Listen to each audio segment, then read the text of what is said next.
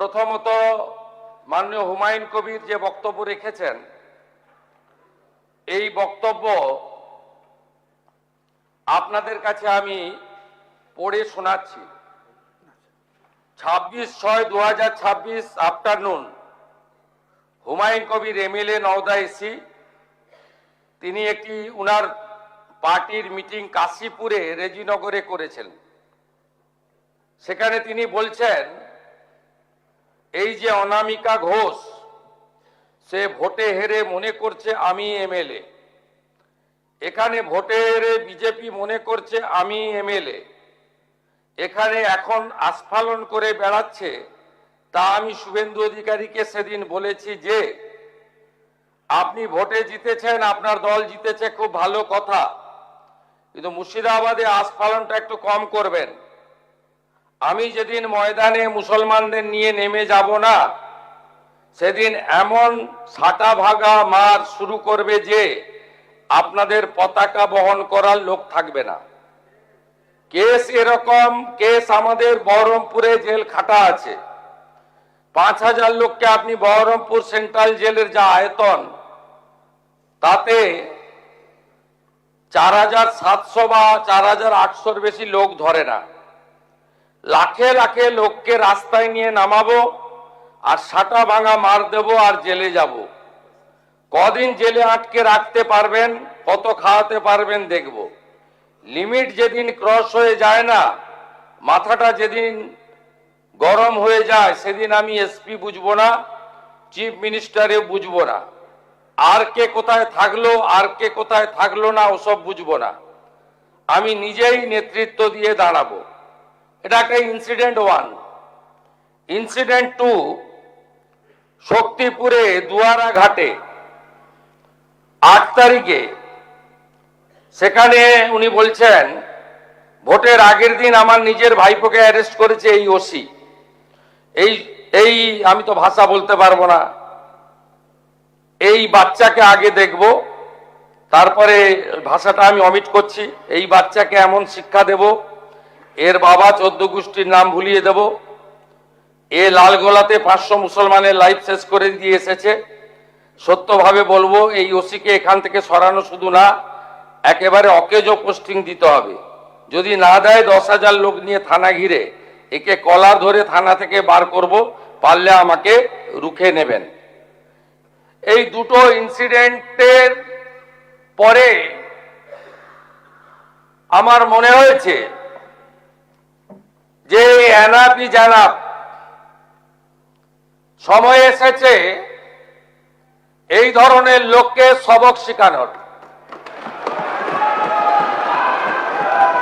আপনাকে আমি পরিষ্কার বলছি, মমতা ব্যানার্জি মুখ্যমন্ত্রী নন। আপনি দুর্বল মুখ্যমন্ত্রী পেয়ে যা খুশি করেছেন, যা খুশি বলেছেন। আমি আপনাকে বলে গেলাম, আমরা দুটো এফআইআর স্টার্ট করেছি। Rejinagar PS case number 219/226, dated 26/6/2026, under section 152, 192, 196, 197, 224, 299, 351 within bracket 2, 352, 353 of the ভারতীয় ন্যায় সংহিতা। ইনসিডেন্ট নাম্বার 2তেও আমরা শক্তিপুর পিএসএ 176/226-এ আরেকটা কেস ইস্যু করেছি। সেই কেসেও আমরা ভারতীয় ন্যায় সংহিতার সমস্ত সেকশন লাগিয়েছি।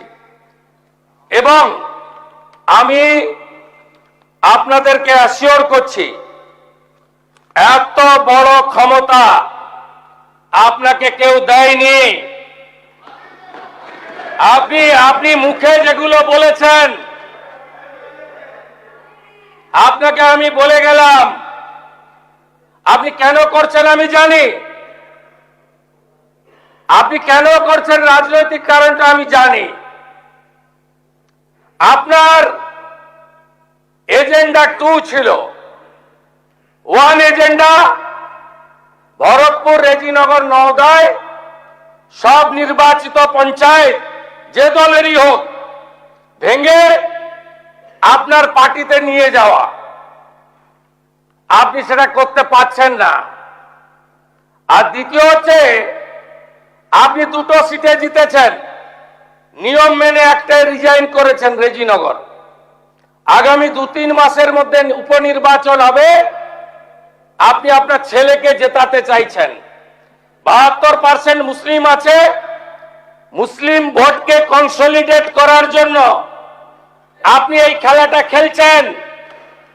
আপনি কান খুলে শুনে রাখুন, আপনাকে এইভাবে ধমক হুমকি বেপরোয়া লাগাম ছাড়া কথা বলতে দেব না, দেব না, দেব না। আপনাকে আমি শুধু 3টে উদাহরণ দিলাম। সন্দেশখালীতে একজন ছিল,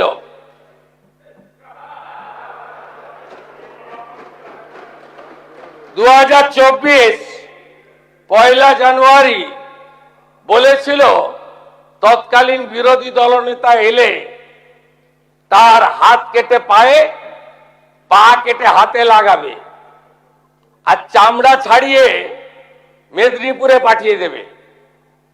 ওর অবস্থা কি হয়েছে সবাই দেখেছে। একই টোন ছিল।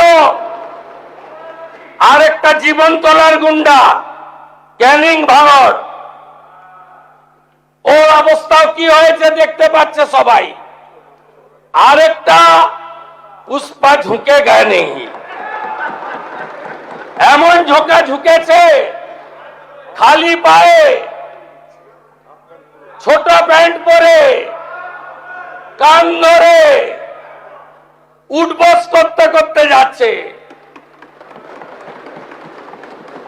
আপনাকে আমি বলে গেলাম, পুলিশ তার ব্যবস্থা নেবে। আর আমি 1 সপ্তাহ পরে মুর্শিদাবাদে যাচ্ছি। আমি প্রমাণ করে দেব ভারতবর্ষের সংবিধান, আইন শেষ কথা বলে, কোন বাতেল আবাদ শেষ কথা বলে না। আপনাকে সংযত হওয়ার, সতর্ক হওয়ার, এই ধরনের কথা প্রত্যাহার করার এবং ভবিষ্যতে এই ধরনের কথা বলার আগে 25 বার ভাবার হুঁশিয়ারি দিয়ে আমি সবাইকে আশ্বস্ত করছি। আপনারা ভাবছেন কেস হয়েছে, অ্যাকশন কবে হবে? যারা ওকে ডেকেছিল এই সভাতে তাদেরকে আগে তুলব, তারপরে আপনার কাছে যাব। যা করার করব, আমি আশ্বস্ত করছি আপনাদের। আপনি ধরে রাখুন, এটা ওর শেষ বক্তব্য, ধরে রাখতে পারেন। এ সরকার আইনের শাসন প্রতিষ্ঠা করবে, গুন্ডাদের শাসন সমাপ্ত করবে, নিশ্চিন্ত থাকুন। সবাই ভালো থাকবেন, ধন্যবাদ।